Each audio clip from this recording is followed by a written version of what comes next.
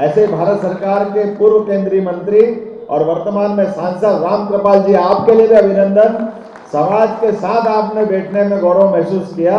मैं आप दोनों को भी हाथ जोड़ के प्रणाम करता हूँ, आप सबको प्रणाम करता हूँ। और अपनी बात को छोटे से मैं कहूँगा, क्योंकि मुझे मालूम है कि हम और आपके बीच का जो रिश्ता है वो शब्दों से ज्यादा भाव का है। कुछ मैं कहूँ, कुछ आप कहो। जो मैं ना कह सकूँ वो आप अंदर से कह रहे हो, और जो आप कह रहे हो मैं सब समझ रहा हूँ, इसमें कोई अंतर नहीं है।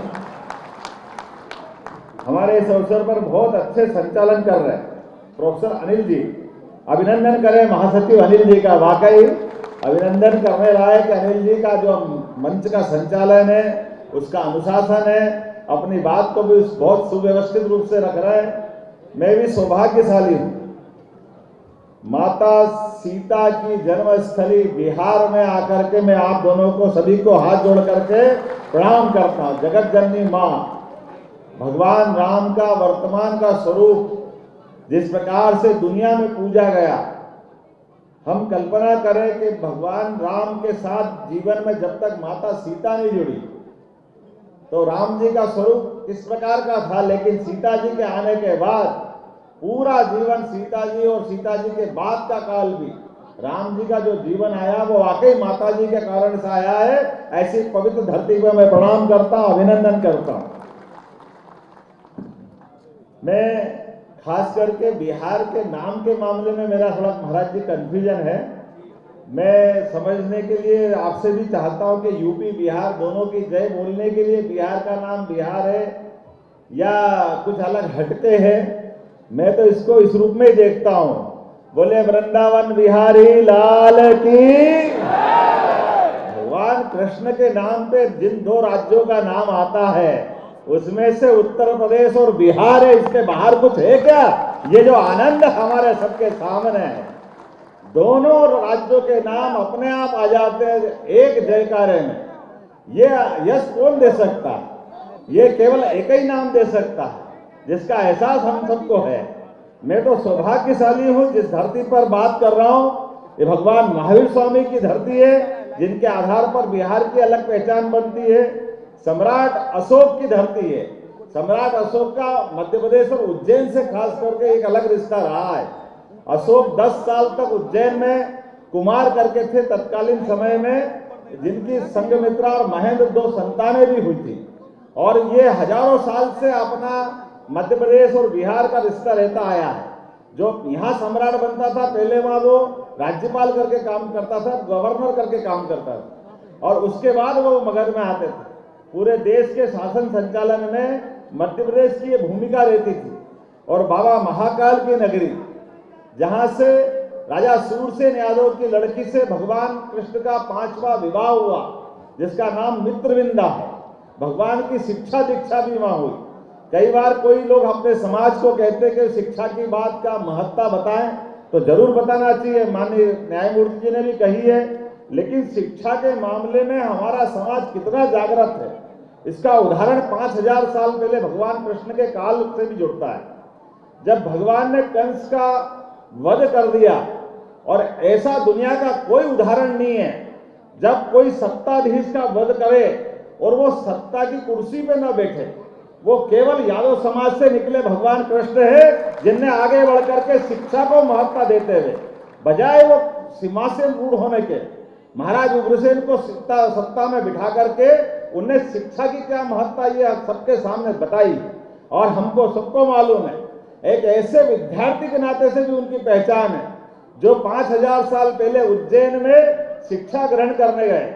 यद्यपि वो उथल का दौर था, समय कम मिला, लेकिन भगवान को शिक्षा का समय कम मिलने के बाद भी 14 विद्या, 64 कला, चारों वेद और शिक्षा ग्रहण करने के शिक्षार्थी भी कैसे, जब जीवन के किसी भी मौके पर पढ़ना बहुत सरल होता है, लेकिन पढ़ी हुई बात को हर समय स्मरण रख के अपने मुखारविंद से निकालने की जिनमें क्षमता है, वो केवल एक ही विद्यार्थी में रही, भगवान कृष्ण में, जिन्होंने पूरी की पूरी शिक्षा का सार कर्म के माध्यम से, गीता जी के माध्यम से दिया, जो दुनिया की सबसे पवित्र पुस्तक के रूप में से आज भी सबका मार्गदर्शन करने के लिए तत्पर है।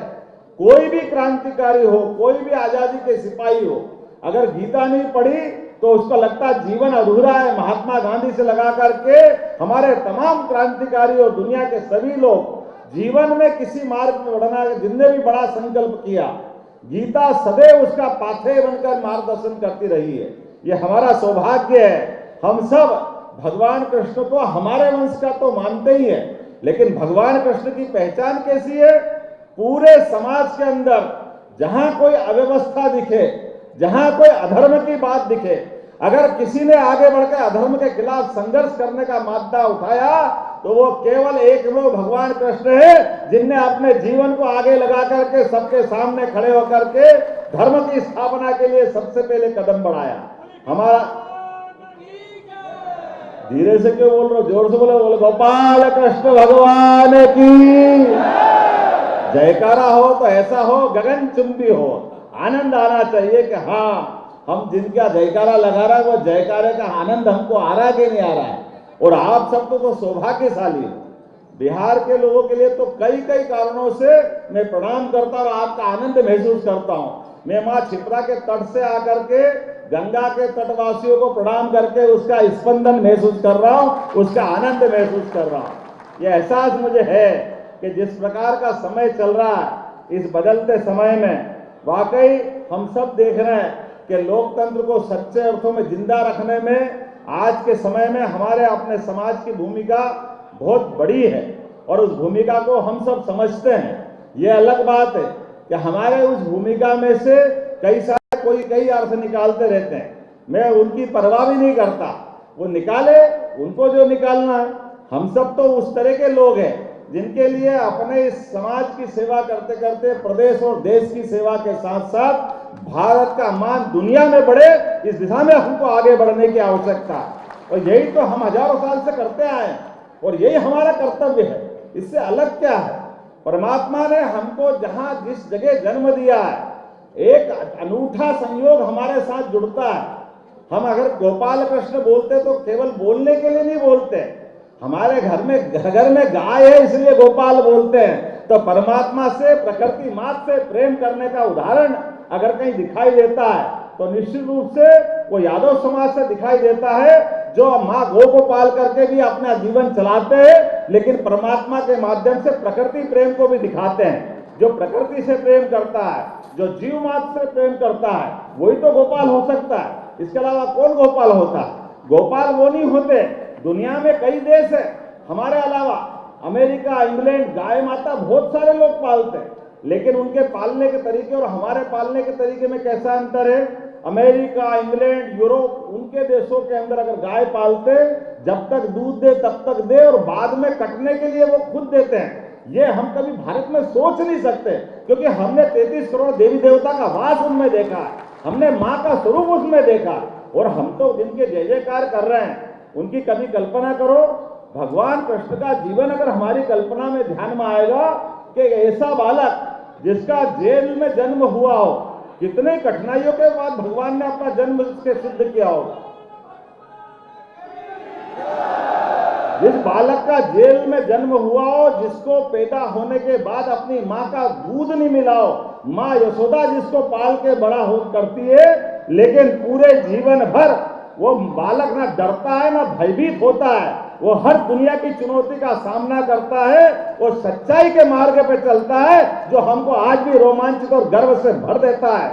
श्रद्धा, भक्ति, आस्था, ये ऐसे ही है। इस आस्था, श्रद्धा, भक्ति पैदा करने के लिए समूचा जीवन को एक तरह से दुनिया के सामने प्रदर्शित करने की, जिनकी आध्यात्मिक चेतना जीवन भर काम आती है, ऐसे गोपाल कृष्ण की जय जयकार करते हुए हम सब महसूस कर सकते हैं। परमात्मा की कृपा से वर्तमान के समय में, ये समय तो लोकतंत्र का है, और कितनी अच्छी बात है कि मैं जहां से आता हूं, मेरे को लाने के लिए एक द्वारकाधीश के अनन्य भक्त, हम जिनको प्रधानमंत्री करके देखते हैं, ऐसे नरेंद्र मोदी जी के माध्यम से आपके इस नील मजदूर के परिवार के बालों को मौका मिला है। मुझे इस बात की प्रसन्नता है। मैं ये नहीं कह सकता कि मेरे पिताजी, चूंकि पिताजी के नाम के आधार पर कोई पहचान नहीं है, उनने अपने जीवन की कठिनाइयों से बच्चों को जो बालक बड़ा करने का जो संघर्ष होता है, उस संघर्ष की भट्टी से तप करके उनने अपना जीवन निकाला है। लेकिन हमको इस बात की प्रसन्नता है कि जीवन के संस्कार देने का अधिकार तो पिता को होता ही है। भले ही उनने अपनी मील मजदूरी करी होगी, लेकिन बालक के अंदर संस्कार देने का प्रयास किया। मैं इसलिए अपने माता पिता को भी प्रणाम करता हूं और अपने समाज को भी इस माध्यम से मैं बहुत बताना चाहता हूं कि जीवन में कहीं से भी आप शुरुआत करें, कितनी भी कठिनाइयां आए, कैसे भी आगे बढ़ने का मौका मिले, अपने इष्ट को याद करिए, भगवान कृष्ण को, जिनको कितने कष्ट आए, कौन से तकलीफें भगवान ने नहीं सहन करी। और आज भी हमारे समाज जीवन में कितने कष्ट हो सकते हैं, लेकिन इन कष्टों के बावजूद भी हमको मालूम है इस देश में चाय बेच करके जिनका परिवार चलता हो, वो देश का प्रधानमंत्री बन करके दुनिया में गौरवान्वित करने का जिनमें साहस है, जिनकी माता किसी के घर में जाकर के बर्तन साफ करके अपने बच्चों को लालन पालन करने की जो कितनी कठिनाइयों से उनने अपने को बच्चे का पालन किया होगा, ये कितने गर्व की बात है। लेकिन उनने अपने बालक के संस्कार दिए। ऐसे हम में से हर एक की कहानी हो सकती है, हर एक के जीवन में एक कठिनाई हो सकती है, लेकिन ये कठिनाइयां तात्कालिक होती है, ये क्षणिक होती है। इन कठिनाइयों से अगर हम घबरा जाए तो हमारी मूल चेतना से हम अपने आप को दिग्भ्रमित कर लेंगे, उससे हम दाएं बाएं कर लेंगे।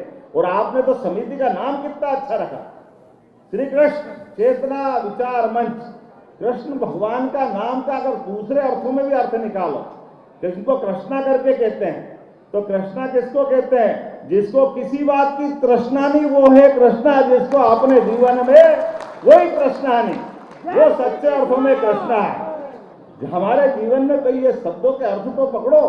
चेतना बोलते ही अपने रोम रोम में रोमांचित आ जाए, अपने रोम रोम में उत्साह, उमंग और ऊर्जा का भंडार निकल पड़े, तो चेतना कहते हैं। और आपने तो पूरा नाम ही उसके माथे रख लिया, श्री कृष्ण चेतना विचार मंच। मैं आप सबको प्रणाम करता हूं, आपका अभिनंदन करता हूं। और आपके बीच में से मध्य प्रदेश में जब मैं शिक्षा मंत्री बना था, मुझे इस बात की प्रसन्नता है कि शिक्षा मंत्री बनने के बाद हमने कहा कि नई शिक्षा नीति यशस्वी प्रधानमंत्री का अभिनंदन करना चाहता हूं, जिन्होंने लॉर्ड मेकाले की 1835 शिक्षा की नीति को बदलते हुए कहा कि अब हमारी शिक्षा नीति इस प्रकार से होना चाहिए जिसके माध्यम से हमारे अतीत से भी प्रेम हो, सनातन संस्कृति का भी उसमें लक्षण दिखाई दे, और हमारे अतीत के गौरव से गौरवान्वित होते हुए भविष्य की पीढ़ियां हमको तैयार करना है।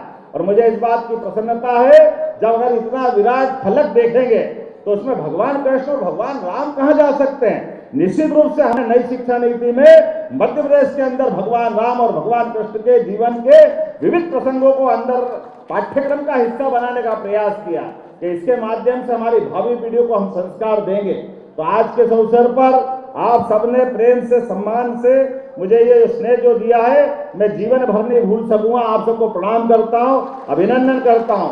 और आपके माध्यम से दो जानकारी देते हुए अपनी बात करूंगा कि जब मैं मुख्यमंत्री बन के आया और लोगों ने कहा कि आपकी प्राथमिकता क्या क्या होगी, तो हमने कहा हमारी प्राथमिकता तो जनता की सुविधाओं के लिए होगी। हर आदमी के जीवन में बदलाव लाए, भौतिक सुख सुविधा दे, बाकी व्यवस्था करे। लेकिन एक और प्राथमिकता भी है। वो प्राथमिकता क्या है?